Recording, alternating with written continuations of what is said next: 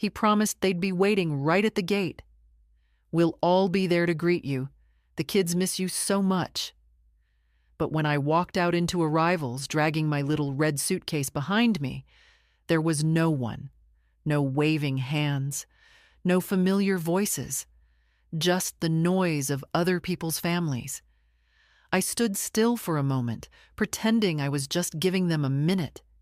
Maybe they were parking. Maybe they'd appear at any second. But 5 minutes passed. Then 10. I looked at the big screen with flight numbers, then at the benches, the sliding doors, the escalators. Everyone else seemed to have someone. I was the only one standing alone. I didn't cry. I've stopped crying over things like this. I just walked slowly to the information counter and asked for directions to Lost and Found. The woman there looked at me kindly, I suppose I looked like someone who needed kindness, and handed me a form to fill out. I left the gifts there. The hand-knit scarves for the twins, the music box I'd carried on my lap the whole flight so it wouldn't break, the little pouch of caramels for their mother, even though she never liked me. Then I asked where to find a taxi. The driver was silent. I was grateful for that. I didn't want to explain anything. I watched the city roll past outside the window, the billboards, the unfamiliar streets, the sudden rush of traffic, and thought about how long it had been since I'd last visited. 3 years. The last time, the youngest was still in diapers. Now they're in school. At home, my son had insisted, "You must come. They miss you. It's not the same without you." But I think I knew something was wrong when he hadn't called all week to confirm. When I texted him from the gate before boarding, "Excited to see you all. Just landed." There was no reply. Still, I waited. Still, I hoped. I gave the driver my address, though it wasn't mine anymore. It was their house now, the one I'd helped them buy after Jim died, when I sold the condo and moved into the retirement place. My gift, they called it. But somehow it had become their possession, not their home for me. When we pulled up to the driveway, the lights were off. A motion sensor lit up the porch. No one waiting outside. No notes on the door. I didn't even try the bell. I told the driver, "Keep going." He asked where. I said, "Back to the airport." He looked confused, maybe even worried, but he didn't ask questions. I sat there quietly the whole way back, the little red suitcase now heavier than it had been. I thought about calling, but didn't. What was there to say? That I was here? That I came like they asked me to? That I'd stood like a fool among strangers, waiting for someone who knew I was coming and simply didn't show up? Back at the airport, I sat on one of the cold plastic chairs near baggage claim, watching people come and go. A baby cried somewhere behind me. 2 teenagers laughed and hugged their father. My phone buzzed once. Then again, a message. "Got caught up. Hope you made it home safe. Sorry, everything got crazy with the kids. We'll call later." That was it. No apology, no explanation, not even a voice, just words on a screen.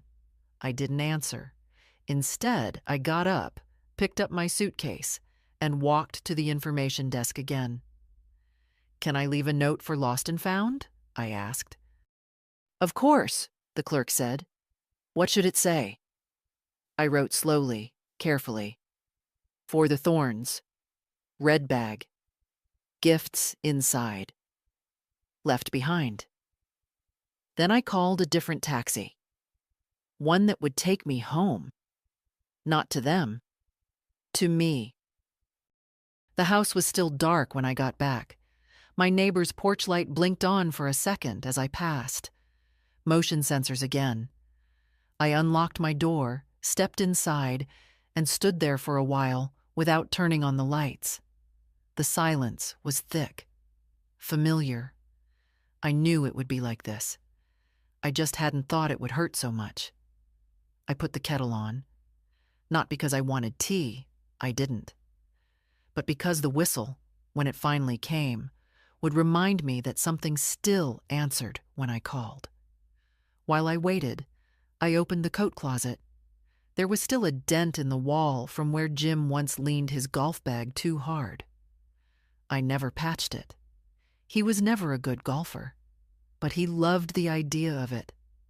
I ran my hand along the edge of the wall and then closed the door. The tea went cold in the mug. It was nearly midnight when I checked my phone again. One more message had come in, this one longer, from my daughter-in-law, or rather, from her number. "Hi, Bernice. Sorry today didn't go as planned. The kids had a meltdown and Jim got pulled into a work thing. We thought you'd take a cab to the house. Maybe we missed each other. Hope it wasn't too rough. Let's touch base this weekend." Touch base. Like I was a client. I turned the phone off. The next morning, I didn't unpack. I just left the suitcase by the door. The things inside no longer had a destination. I stood at the kitchen window watching the wind knock leaves off the elm tree. There was a time I would have called someone, one of the women from the community center, or maybe my sister, if she were still alive. But over the years, people disappear. You don't even notice when the phone stops ringing. You just realize one day that silence is all you have left. Around noon, the landline rang, a number I didn't recognize. I let it go to voicemail. Then another call came through. This one I did recognize. My son. I stared at the screen until it went dark again. He didn't leave a message. Later that afternoon, I finally opened the suitcase. I put the small red sweater I'd knitted on the back of the couch. The pink storybook, the one I'd read to Ellie when she was 2, I placed back on the shelf. I'd brought it to read to her little sister. The plastic bag of bath toys, still with the price tag, I tossed into the closet. I didn't cry. I just sat down and looked at the room. Nothing in it had changed. The same dusty framed photo of Jim in his uniform, the same chipped mug by the sink, the same quiet hum of the old refrigerator. It was all still here. I was still here. But the center had shifted. I didn't sleep much that night. I kept hearing echoes, real or imagined, of my son's voice. The boy who used to bring me dandelions in chubby fists, who used to ask me to check under his bed for monsters, who used to cry when I left the room. And now, he left me in an airport without a word. In the morning, I opened the cedar chest in my bedroom. Inside were old photo albums, letters, and, at the very bottom, the leather notebook Jim had given me when I turned 60. "For when you finally start writing," he said, laughing. I'd never used it. But now, I opened it. I wrote only a few words at the top of the page. Today, I stood at the gate alone. No one came. I went home without them. Then I closed it. In the afternoon, the phone rang again. I didn't pick up. Not the first time. Not the second. On the third ring, it stopped. I made a sandwich I didn't finish. Opened a book I didn't read. The pages blurred. Not from tears, just from the fog that comes when something in you begins to shift but hasn't yet landed. It was late evening when I got another message. This time from the oldest grandchild, Ellie. She's 9 now, old enough to text from her iPad. The message was short. "Grandma, Mommy said you are mad. Paul's come back. I miss you." I stared at it for a long time. Then I typed, "I miss you too, darling." I didn't send it. I just let the screen dim slowly in my hand. Not yet. The next morning, I didn't open the blinds. There was no reason to, really. Light wouldn't change anything. The house would still be empty. The suitcase still by the door. The kettle still cold. And the silence. That same deep, honest silence. would still hang in the corners like it always did when the truth finally made itself known. By mid-morning, I checked the messages again. There were 4 now. 1 from my son, 1 from her, his wife, and 2 from the little one, all misspelled and too sweet to have been written without coaching. I read them slowly. Then again. They had that clumsy tone of people trying not to say too much. No one said the word sorry. No one asked what I'd felt at the airport. No one offered to come over. Just words. Filler. One read, "We were thinking we'd swing by tomorrow if you're around. Thought maybe dinner?" Swing by, like I was a gas station. I didn't answer. Instead, I went out. First time in days. The air was colder than I'd expected, sharp at the edges, like it had been waiting for me to come outside so it could remind me I was still alive. At the corner store, the young man behind the counter smiled at me like always. "Haven't seen you in a bit, Mrs. Daly," he said. "I've been away," I replied. "Vacation?" "No," I said. "Something like the opposite." He didn't ask more, just nodded and handed me the receipt. I bought tea bags, some milk, and a small bouquet of daffodils. I don't usually buy flowers for myself, but today I did. I don't know why. Maybe because I needed to remember that I could. Back home, I put the daffodils in a jar and set them on the windowsill. They didn't brighten the room, but they did change it. Just a little. I made the tea and sat down with the leather notebook again. This time, I wrote more. He used to hold my hand when we crossed the street. Now he won't meet my eyes. He used to run to me at the school gate. Now I wait at the airport alone. I paused. Then, maybe he thinks I'll always be here, like wallpaper, like background. Maybe he thinks love is like a savings account, always available when needed, never needing deposits. The next sentence came slower. But I'm not a savings account. I'm a person. I have a name. I have a limit. I closed the book and set it aside. That evening, I got a phone call from the lawyer's office. A man named Harris, young voice, polite. "Mrs. Daly, just following up on your last visit. You mentioned reviewing some documents, updating your file." "Yes," I said. "I think it's time. We can schedule something for next week." "No," I said. "I'd like to come in tomorrow." He hesitated. It was Friday, but agreed. I could hear the clicking of his keyboard as he slotted me in. After the call, I stood by the window for a long time, watching the light drain from the sky. Street lamps flickered on one by one. My neighbor came home, carrying groceries. A couple walked past, their arms brushing. Life went on, around me, without me. I wondered if that's what my son wanted, for me to quietly fade. Not gone, just less visible. Not a problem, not a priority. Something vague to be managed. But I've never been vague. I've never lived softly. And I'm not going to start now. The phone buzzed again late at night. Another message from her. Long. Too long. It started with, "Look, I know things didn't go the way we wanted, but," and ended with a request. Always a request. "We were hoping you could help with Ellie's school registration. It's complicated and Jim's slammed at work, and I'm juggling the twins. Just need a signature, really. Quick thing, let me know." Let me know, as if there had been no airport. As if there had been no silence. As if nothing had happened at all. I stared at the screen. Then I got up, walked to the front door, opened it, and stepped out into the cold night air. I didn't go far, just to the sidewalk.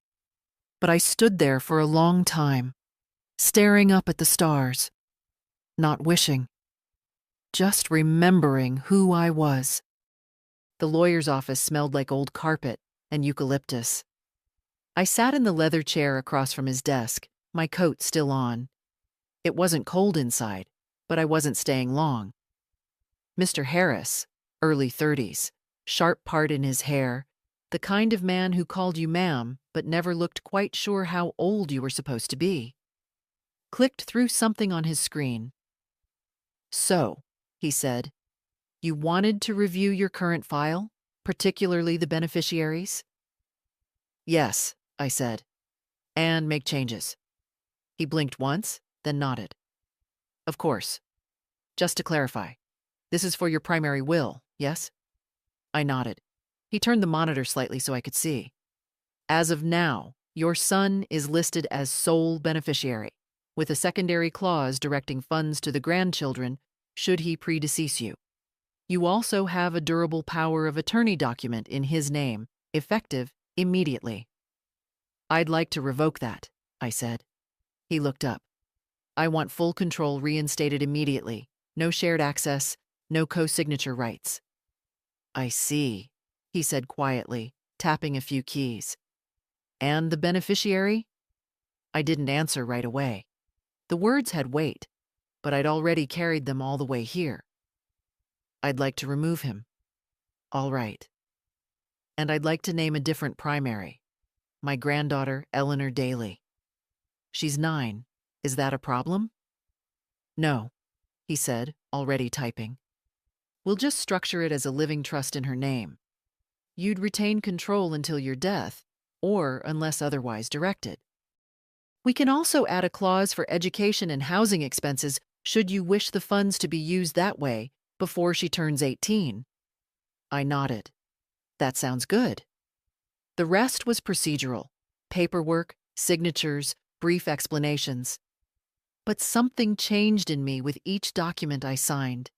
Not anger, not revenge, just a quiet correction of what had gone wrong.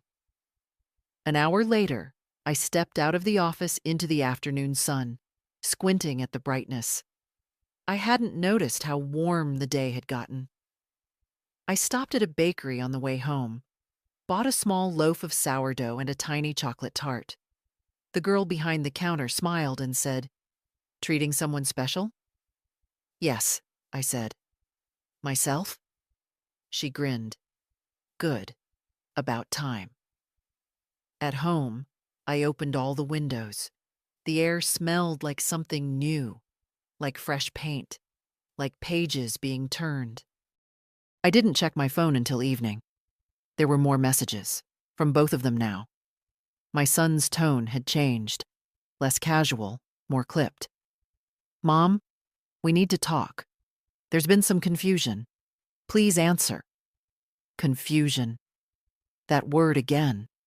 As if I'd misunderstood. As if I'd imagined the silence, the empty gate, the casual way they'd erased me from the story. I put the phone on the counter and left it there. Instead, I made soup, cut thick slices of the bread, lit a candle on the table, not for romance, not for memory, just for warmth. Then I sat with the leather notebook again. He says it was confusion, that I misunderstood, but grief is rarely mistaken. It knows its name. I wrote until my hand ached. Then I closed the book and sat with my tea, watching the candle burn low. Later, as I washed the dishes, I thought about all the things I'd paid for over the years. The down payment on their house, the twins' daycare fees, the dental work, the last-minute vacations I was asked to help fund just this once. Always just this once. I didn't mind the money. Not really. What I minded was how invisible it had made me, as if generosity made you disposable, as if giving and vanishing were the same. The phone buzzed again, this time a call. I let it ring out. Then another. Finally, a voicemail. I didn't listen to it. I walked into the living room, turned off the lights, and stood there a long while, letting the silence settle again. This wasn't vengeance. This was the beginning of something else. Something I hadn't felt in a long, long time. choice. Saturday came with rain, not the gentle kind, but the steady gray curtain that blurs the world outside your window and makes everything seem further away. I let it fall. I didn't close the blinds. I just watched it. The way it moved down the glass like it was in no hurry. The messages had stopped by morning. That, somehow, felt worse than when they were still coming. Silence meant they'd shifted tactics. Maybe giving me space, maybe assuming I'd come around, maybe just waiting to see if the money stopped too. They didn't know it already had. The lawyer had promised a confirmation letter by Monday. The trust account for Ellie would be formalized. Everything else, the documents they never thought I'd touch, were already in motion. It was all happening. Quietly, efficiently, without discussion. Around noon, I went to the closet. I hadn't worn that sweater in over a year, the dark green one with the heavy buttons. Jim used to say I looked like a schoolteacher from the old movies when I wore it. The stern kind, he'd say, but the kind you secretly root for. I liked that. I put it on, tied my scarf, and went to the community center. I hadn't been there in months, maybe longer. The receptionist recognized me right away. "Mrs. Daly," she said, "we've missed you." "I've missed me too," I said, and surprised myself with it. I signed up for 2 classes, memoir writing and water aerobics. The first was familiar, the second, less so. I hadn't worn a bathing suit in decades, but that didn't matter. What mattered was doing something that didn't involve waiting for someone else's approval. When I got home, the phone was flashing. A missed call, then 2 more. 1 voicemail. I didn't check it. Instead, I sat down at the kitchen table and wrote a letter, on real paper, with a pen. "Dear Eleanor," it began. "You're probably too young to understand everything that's happening. That's all right. Some things aren't meant to be understood right away. But I want you to know something. I love you. Not because you're polite. Not because you remember to call. But because you see me." I paused. When people stop seeing someone, really seeing them, they start to make decisions on their behalf. They assume. They rearrange. They forget to ask what matters. I folded the letter and placed it in an envelope. I didn't seal it yet. Maybe I'd add more. That evening, as the rain finally stopped, I stepped out to the porch. The streetlights had come on early, pale yellow halos in the mist. I sat on the top step, listening to the soft hiss of tires on wet pavement. That's when I saw the car. His car. It pulled up slowly, uncertain, like it wasn't sure it was welcome. The engine idled for a moment, then shut off. My son stepped out. He didn't have an umbrella. His coat was thin. He stood there, hands in his pockets, staring up at me like he wasn't sure what came next. I didn't move. "Mom," he said, "can I come in?" I looked at him for a long time. Then I stood, walked inside, and left the door open behind me. He stepped in slowly, as if expecting something to jump out at him, like the hallway itself might scold him. I didn't speak, just walked to the kitchen and poured a second cup of tea. No sugar, no honey, just hot and quiet. He followed, stopping in the doorway like a guest in someone else's house, which, in a way, he was. "Thanks," he said, taking the cup without sitting. The clock ticked. The heater clicked on. The silence between us had a shape now, not empty, but dense. He cleared his throat. "Mom, I didn't know you were coming in that early. I thought maybe you'd land later. You promised to meet me at the gate." He flinched. "I know, It was chaotic. The twins were acting up and... He looked down at the tea, then back at me. "I'm sorry." The words sat in the air for a moment. They didn't sink in, just hovered there, like they were trying to find the right place to land. I sat down at the table. He didn't. I didn't mean for it to happen like that, he said. It wasn't deliberate. We just got caught up. He nodded slowly. Yeah. I looked at him. The man in front of me was in his 40s now, with gray at his temples and lines near his eyes. He used to run to me when he scraped his knee. Now he stood like someone caught outside a closed door, unsure whether to knock. You know, I said. I sat there, at the gate, watched every family walk by. Thought maybe I'd missed you. Maybe you were parking. Maybe you were late. He said nothing. But you weren't late. You weren't coming. I know. And you didn't call. Not then. Not until hours later. I didn't know what to say. You could have said that. He sat down slowly across from me. I've been thinking, I said, about the difference between being forgotten and being left behind. They're not the same, you know. Being forgotten is a mistake. Being left behind is a choice. He looked ashamed, but still tried. It wasn't a choice like that. It wasn't cruel, Mom. It was just inconvenient. He opened his mouth, then closed it again. I took a sip of tea. I'm not angry, I said. That surprised him. I'm tired, I added. Of hoping, of waiting, of letting myself believe I still had a place in something you already restructured without me. Mom, that's not fair. Fair? I smiled gently. Do you know how much I've given you? Over the years? Not just money, time, patience, room to be whoever you needed to be. And I never asked for much. Just a place. Just a little space in your life that didn't feel like charity. He lowered his eyes. I came to see you. I came to see the kids. I brought gifts. I brought stories. I brought love in my hands. And you didn't even come to the gate. His voice was smaller now. It wasn't right. I know that.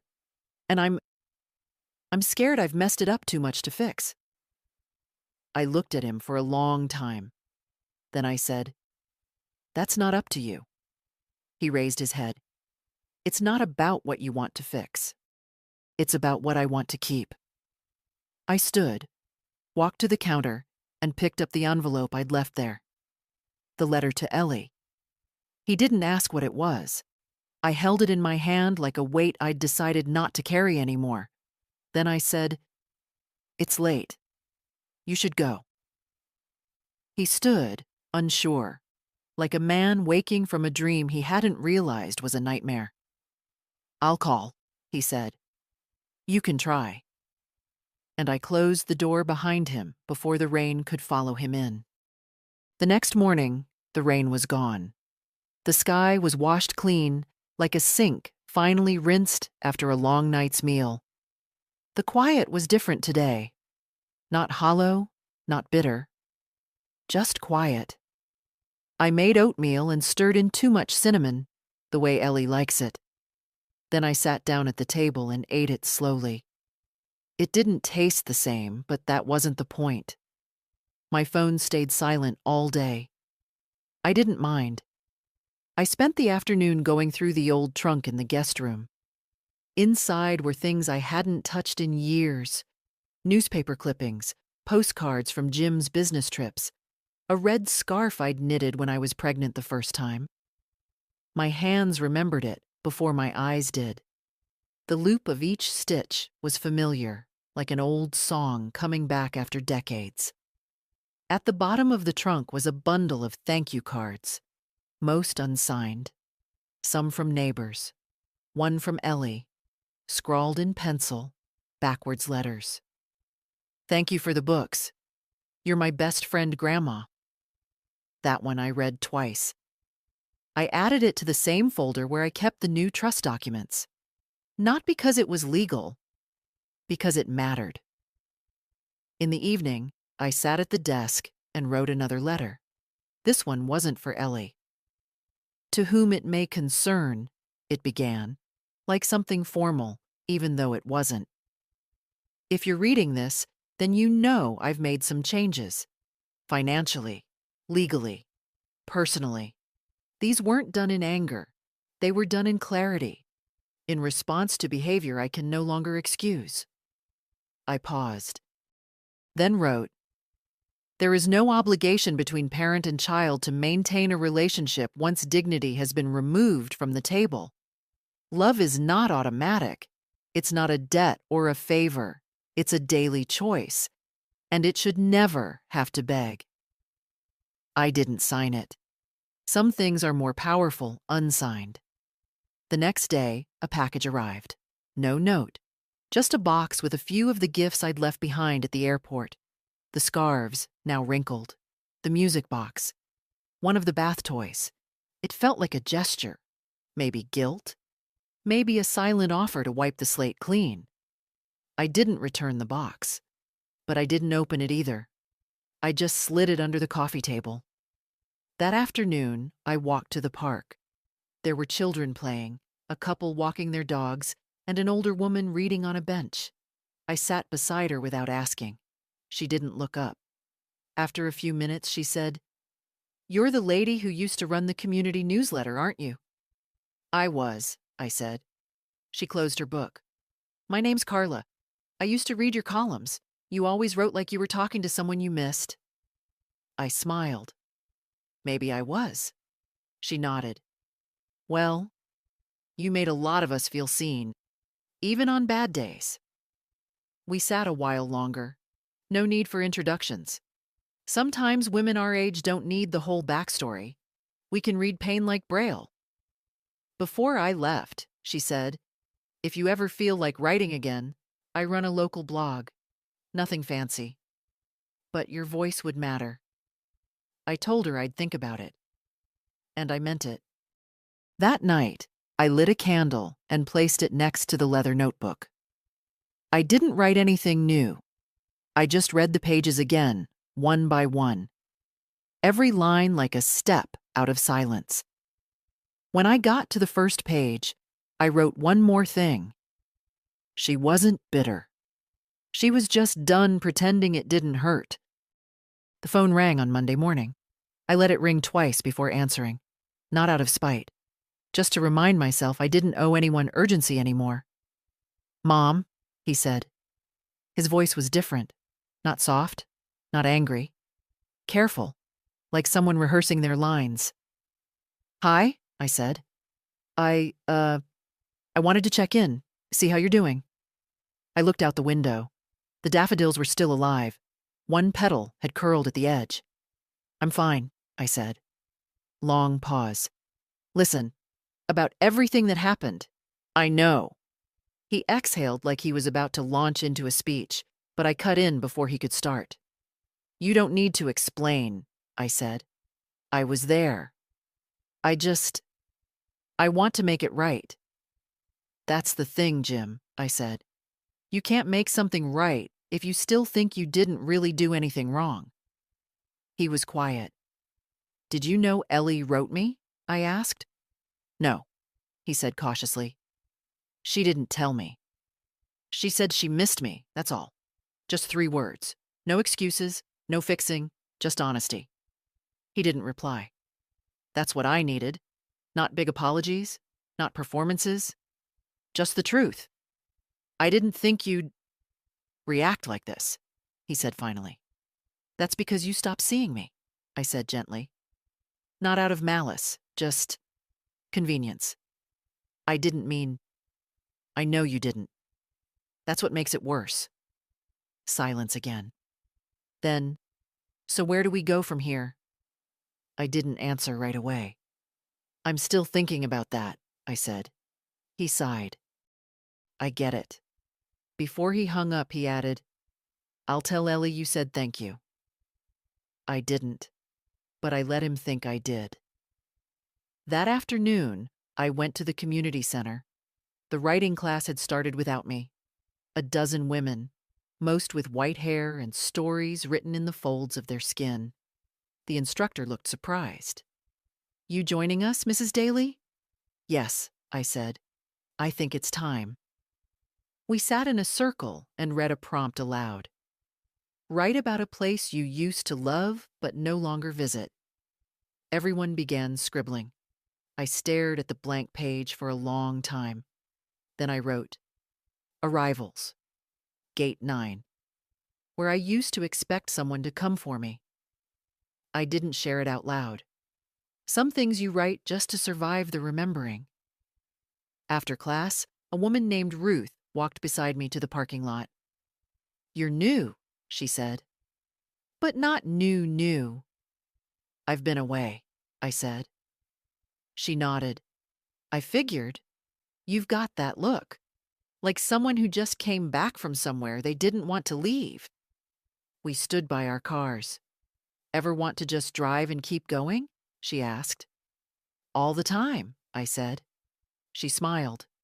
"Well, if you ever do, I make a mean thermos of coffee and a good playlist of sad songs. I'll keep that in mind."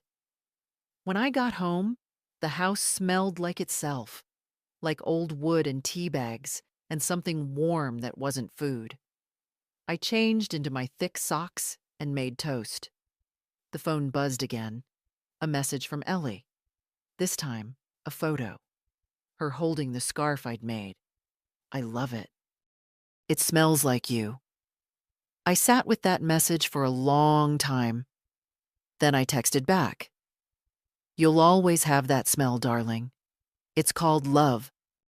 It was strange how quickly a life could shift by inches, not with earthquakes or fireworks, just with a series of quiet decisions. No announcements, no confrontations, just the kind of changes that made silence less painful and solitude feel less like punishment. The next few days passed like that. I woke earlier, moved with more intention. I didn't fill the hours with chores or noise. I just gave them back to myself. On Thursday, Ellie called. Not a text this time. Her little voice on the phone, breathless like she'd run to ask permission. "Grandma, can I come over this weekend? Just me, not them." It took me a moment to answer. "Yes," I said. "I'd like that." She didn't ask why I paused. Children her age don't need full explanations. They feel the space where words used to be. She just said, "I miss your tea." "You'll have it," I said. "With extra lemon, like you like." When I hung up, I went to the cupboard and made a list. Not for shopping. For things she liked. Cinnamon toast. That green mug with the chip on the rim. The blanket with clouds on it. A storybook I hadn't read in years. I didn't make lists for her parents anymore. Friday came. No calls from Jim or her mother. I expected none. They were giving me time, I imagined. Or perhaps hoping I'd tire of my silence and return to my old role. Giver, fixer, available. But I wasn't available anymore. That afternoon, I swept the porch, watered the daffodils, and laid out the worn board game Ellie liked. The one with the missing die we always replaced with coins. I made the tea before she arrived, just to fill the house with the smell. When the knock came, it was soft. Ellie stood on the porch in a too-big coat and sparkly shoes, her backpack dragging on the ground. I opened the door. She looked up, unsure for a moment, then launched into me with the kind of hug only children can give, all heart and weight and forgiveness. "I told them I was going," she said, matter of fact. "I didn't ask." I stroked her hair. "Good." Inside, she kicked off her shoes and walked straight to the kitchen. The green mug was waiting. She grinned. "I missed this," she said, taking a sip and wrinkling her nose. "Still too much lemon." "I remember," I said, pouring in more honey. We played the board game. Twice. She cheated the way kids cheat, obviously, clumsily, with glee. I let her win. Then I let her lose. Then we laughed. Later, sitting on the couch, her head in my lap, she asked, "Grandma, Why don't they want you around? I didn't answer right away. It's not that they don't want me, Ellie, I said softly. They just don't see me the way you do. She looked up. How do I see you? I smiled. Like someone who still matters. She was quiet a moment, then said, You're my favorite grown-up. I felt something loosen in my chest. I love you too, I whispered. That night, she fell asleep on the couch under the cloud blanket. I didn't move her. Just sat there beside her in the dark, the only light from the street lamp outside, and listened to her breathe. For the first time in a long while, I didn't feel like I'd been left behind. I felt chosen. Morning came slowly, as if it knew we needed more time. Ellie was still asleep when I woke, one arm flung over her face, the blanket twisted around her legs. I didn't wake her.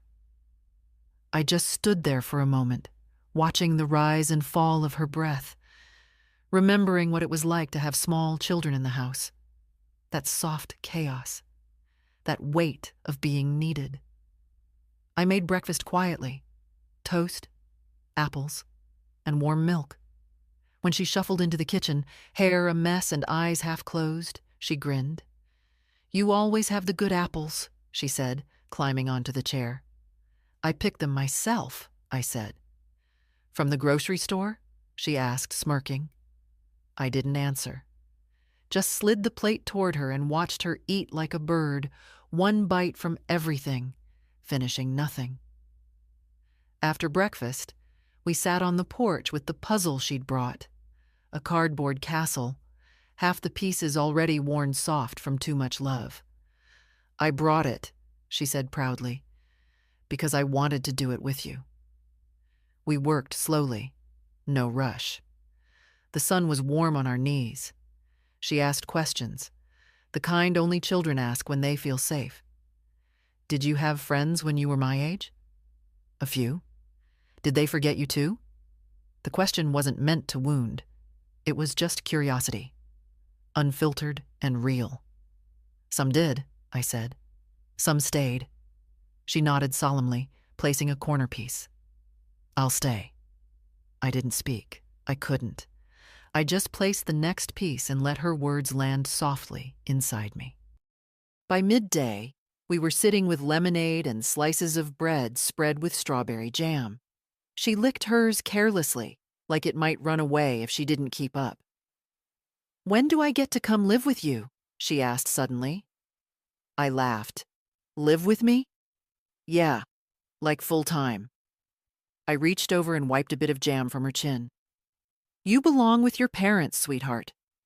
She frowned. But they yell, and they're always busy, and Mommy doesn't smile like you do. I didn't say anything to that. Some things aren't mine to correct. Some truths come out sideways. Instead, I said, You'll always have a place here. Anytime. That's a promise. Can I have a key? That made me laugh again. You can have two. In the afternoon, her father called. I saw the name flash on my phone screen, but let it ring out. Then a message came through. Is she with you? I texted back. She is. She's safe. We're finishing a puzzle. I'll bring her home before dinner. No reply.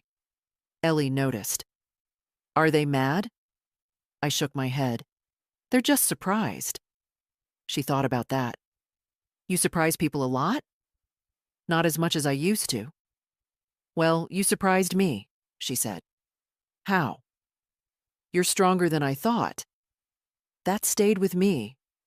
When it was time to leave, I helped her pack her puzzle, her socks, the crumpled notes she'd scribbled while pretending to journal like Grandma. At the front door, she paused. Can I come again next weekend? Of course. Then she hugged me, not the leaping kind. This time it was different. Slower, firmer, like she meant to hold on a second longer than necessary. Like she knew something had changed, and I think it had. It was her mother who showed up at my door. Not with Ellie, not with an apology, Not even with a smile. Just herself. Polished as ever, blazer too crisp for a Saturday, holding a takeout cup of coffee she didn't offer to me. "Hi," she said. "Do you have a moment?" I stepped aside, not out of politeness, just so she wouldn't stand there looking like she had the upper hand. She walked in like someone walking into a conference room, glancing at surfaces, scanning for details. I noticed how she avoided looking at the toys still in the corner, the puzzle box on the shelf. "I didn't expect you," I said, not offering tea. She smiled tightly. "Yes, well, neither did I expect my daughter to sneak out of the house and lie about where she was going." "She didn't sneak," I said. "She asked. You just weren't listening." That landed. Her mouth twitched, not in anger, in recognition. "She's been quiet all week," she said. "Refuses to talk about the visit, just keeps saying she wants to come back. She's welcome anytime. That's not the point, isn't it?" She sat down on the edge of the couch, still holding the coffee like it was a shield. "Look, I'm not here to argue. I know things have escalated. Jim's trying to give you space. I suppose I'm trying to uncomplicate things." I raised an eyebrow. "You revoked everything," she said plainly. "The accounts, the power of attorney, the will." "So he told you." "We share everything," she said quickly. Too quickly. "Financially, we're dependent," I said. Calm, direct. She looked at me then. Finally. Not as a mother-in-law, not as a benefactor, as a woman. And in that moment, I saw something flicker. Not fear, not shame. Frustration. With me. With the fact that I'd stepped out of the role they'd written for me and stopped sticking to the script. "I didn't come to ask for the money back," she said. "I came to ask what you want." I didn't answer right away. I let the question sit. Then, respect. She nodded slowly, as if weighing it. "I've made a life for your family easier, for years, quietly, generously. And I've been thanked with distance, excuses, and neglect. I don't want interest on the money. I want acknowledgement that I exist beyond my usefulness." Her eyes dropped to her cup. I continued. "When I showed up at that airport, I wasn't asking for praise. I was asking for presence, and none of you had any to offer." She stood up, restless now. "You think we're awful. I think you're self-involved and careless with people you assume will always be there." She crossed her arms. "You've made your point. Clearly." I didn't soften. "It's not a point. It's a boundary." We stood in silence. Then she said, "Ellie sees you as a refuge. That's because I am." She didn't disagree. As she reached the door, she turned back. "Do you still love him? Jim?" My throat tightened, but my voice didn't waver. "Yes," I said. "But love is no longer the same as permission." She nodded. Just once. Then left. I didn't watch her go. Instead, I returned to the table, opened my notebook, and wrote, "They only knock when the door is locked. They only look when you stop waving. They only listen when the silence gets too loud to ignore." He didn't call first. He never did when he wanted control over the conversation. Just showed up, like old times. Like the years when he still had a key and the habit of letting himself in without knocking. But he didn't have a key anymore. So this time, he knocked. I opened the door slowly. He was standing there in a jacket too thin for the weather, holding nothing, carrying everything in his face. The lines deeper, the jaw tighter, the eyes darting, like they hadn't found what they were looking for in weeks. "Can we talk?" he asked. I stepped aside. Inside, he looked around like the house had changed. It hadn't. He just hadn't seen it clearly in years. "I know you don't want to hear anything else," he began, "but I need to say this." "Then say it." "I messed up." I sat down, but didn't offer him a seat. He took one anyway, carefully, like a man easing into cold water. "I didn't mean to push you away. I didn't plan it. It wasn't some decision. Life just filled up," I said, "and I got edited out." He exhaled. "Yes." For a moment, the room held its breath. Then he looked at me. Really looked. Not like a son asking for something, but like a man facing a mirror he didn't expect to see himself in. "I was selfish," he said, "and lazy. I took your love for granted. I thought you'd always be there." I nodded once. "That's the problem. You thought I was wallpaper. I don't know how to undo that." "You can't," I said. "You just stop doing it." He was quiet. "You don't get to vanish and come back expecting the same seat at the table. That seat's been moved." He rubbed his hands together. "You changed the will." "I did." "To Ellie." "Yes." He nodded. "Good." That surprised me. "She deserves it," he said. "She sees you. She values you in a way I forgot how to." I believed him, not because of how he said it, but because of what he didn't say next. There was no request, no question, just the hollow space of reckoning. "Would you have done it," I asked, "if it had been her mother's mother?" He looked down. "I don't know." That honesty was the first real thing he'd said in years. "I wasn't just hurt," I said. "I was humiliated." He nodded slowly. "I had a bag full of gifts, a heart full of expectation, and I stood there while strangers got hugs and kisses, and we missed you so much, and I got nothing." "I know." "No," I said gently. "You don't. But I'm glad you're trying." We sat in silence. Not the kind that bruises, the kind that binds. "I miss you," he said. "I miss who you used to be," I replied. He blinked fast, but didn't argue. Before he left, he stood at the door and asked, "Can I try again? I don't mean reset everything. I mean build something new, slowly, with whatever you're willing to give." I thought about that. Then I said, "We'll see." And that was the fairest thing I could offer. The thing about rebuilding is that it rarely begins with grand gestures. It starts with small things, quiet things. A phone call returned, a question asked sincerely, a story retold without editing the pain. It doesn't sound like forgiveness. It sounds like weather shifting, something you only notice when the light falls a little differently on the floor. After he left, days passed. Not in silence. Not anymore.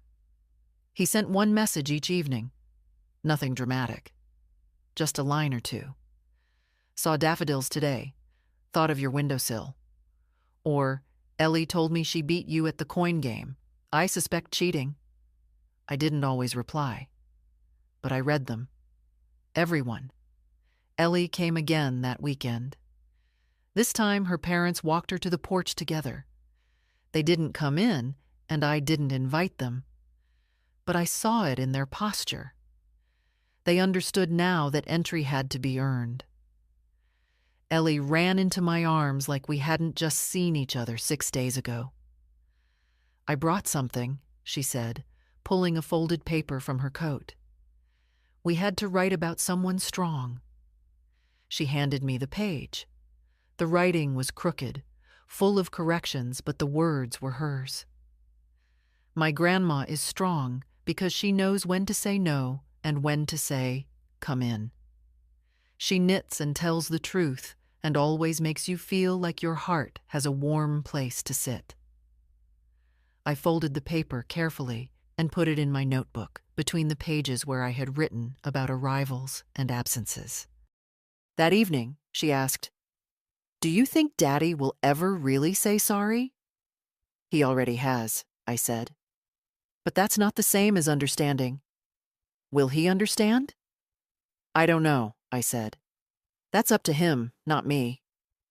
She nodded, then pulled out the puzzle again. Sunday came, and she didn't want to leave.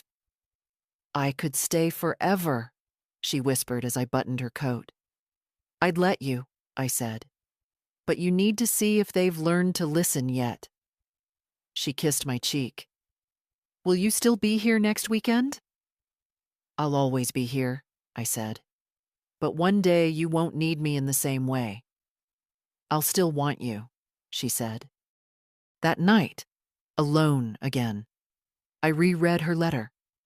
And then, for the first time since Jim died, I wrote a new page in my journal that wasn't about loss.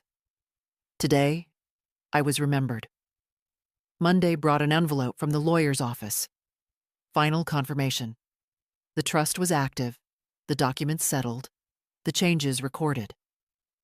I placed it in the same folder as the others, beneath the letter Ellie wrote, and above the one I'd written to no one in particular, the one about permission and boundaries. In the afternoon, I called Carla from the park bench, the one with the thermos and the sad songs. She sounded delighted. I was hoping you'd call. Do you still have that playlist? I asked. I do. Good, I said. I think I'm ready for a long drive.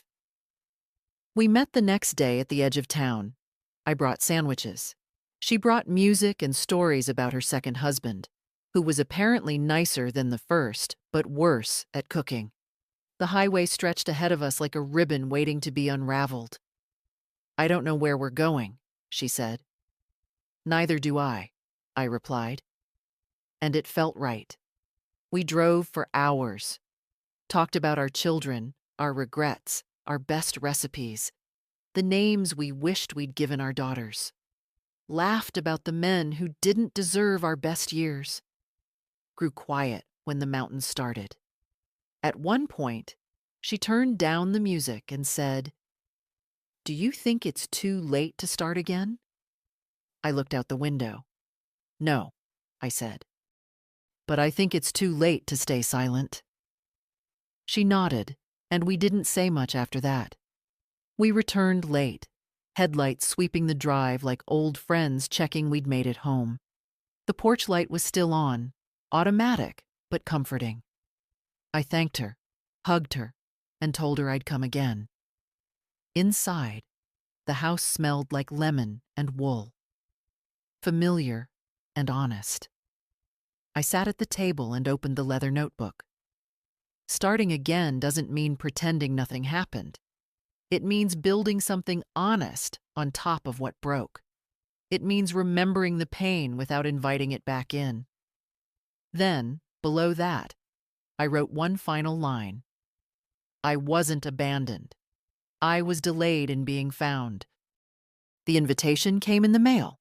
A real envelope, handwritten, not a text, not a last-minute call. It was addressed to me, full name, in Ellie's handwriting, letters large and hopeful. Inside was a folded piece of thick paper with stickers around the edges. Grandparents' Day at school, it read in colored markers. Please come to my class at 10 a.m. There will be snacks, and I want to show you my desk and my poem. I read it 3 times before setting it down. There was no mention of her parents, no apology tucked between the lines, just one child asking to be seen, to be accompanied, to be chosen. I called the school, confirmed I'd be there. Then I pulled out my nicer sweater, the blue one Jim always liked, and washed it gently by hand. Let it dry near the heater so it wouldn't lose its shape. The morning of the event, I left early. I took the long way there, past the bakery, past the corner store where they still smiled like I hadn't gone quiet for months. The air was cool, but not unkind, like a memory that no longer hurt. When I arrived, the school receptionist smiled and pointed me toward the classroom. Ellie was waiting at the door. She saw me, grinned, and waved like her whole heart was in it. "You came," she shouted. "I always do," I said. Inside, the desks were arranged in pairs, one for the child, one for the grandparent. Some children had no one with them. Others had two. But Ellie only looked at me, proud, certain, as if there was no other person she would have wanted. She led me to her desk. "This is my pencil," she said, holding up one chewed on the end. "And this is my book. And this," she said, pulling out a folded paper, "is my poem. I wrote it for you." She handed it over with both hands. I unfolded it slowly. My grandma is made of sky and soup and softness. She smells like tea and sounds like "come in." She sees me even when I'm hiding. She waits, but not forever. She is my safe. I didn't cry. Not because I wasn't moved, but because sometimes love is too full to spill. "Do you like it?" she asked. "I love it," I said. We sat through the rest of the class, hand in hand. I watched her raise her hand, laugh with her friend, open her juice box with too much force. I watched her be a child who knew she was held. Afterward, she introduced me to her teacher, to two classmates, and to a boy she said was kind of annoying, but okay. Then she hugged me tightly before being pulled away by the swirl of children and goodbyes. As I walked out, I saw them, her parents, standing by the car. They didn't wave. I didn't go over. But as I passed, Ellie ran back toward me, arms open. "Thank you," she whispered, "for coming, for always." I kissed her hair. It's where I belong. Back home, I folded her poem and placed it beside the trust papers, beside her first letter, beside everything I'd gathered in these months of remembering who I was. And that night, I made soup. Not because I was sad, but because it was time to feed something inside me that had been hungry too long. If this reminded you of something you felt, even once, then don't just scroll. Say it. To someone. To yourself. To the silence that's waited too long. We don't write these stories for sympathy. We write them so no one feels alone when the door stays closed and the suitcase stays by the wall, untouched. Because sometimes the story doesn't end with a reunion. Sometimes it ends with peace. It's been 4 weeks since Grandparents' Day. Ellie still calls every Thursday. No reminders, no prompts, just her, telling me about math tests and how she accidentally put glitter in her soup. Her voice doesn't carry guilt, just joy. And that's how I know we did something right. Jim's birthday passed quietly this year. I lit a candle, made his favorite potatoes, wore the sweater he once said made me look stubborn in a good way. Then I opened the journal and wrote, he would have understood, not the details, the decision. My son still writes now and then. His messages are humbler, no assumptions. He asks questions. He mentions things I once loved, small offerings, not as a plea, more like he's laying bricks for a road back, but letting me decide whether I'll walk it. I haven't answered yet. Maybe I will. Maybe I won't. That's the gift of becoming someone who knows her own value. I kept the trust in Ellie's name. I kept the house in mine. The lawyer called last week and asked if I wanted to add anyone else as secondary. I said no. Not now. Because this home, this body, this voice, they were claimed too often without consent. It's time they answered only to someone who remembers how it felt to be forgotten. Carla and I still drive sometimes. No destination. Just two women who know the map changes once you stop living for everyone else's arrival times. We don't talk about our kids much. We talk about soup recipes and plants that only bloom in August, and what it means to still feel beautiful when no one says it out loud. The daffodils on my windowsill finally wilted. I didn't replace them. I let them curl, brown, and lean toward the glass. They lived their cycle. That was enough. Sometimes, enough is everything. If you've ever waited at a gate that never opened, if you've ever picked up the phone and no one called back, if you've ever given everything and been thanked with silence, then hear me now. You're not invisible. You are not a background character in your own life. You were never meant to be quiet forever. So speak.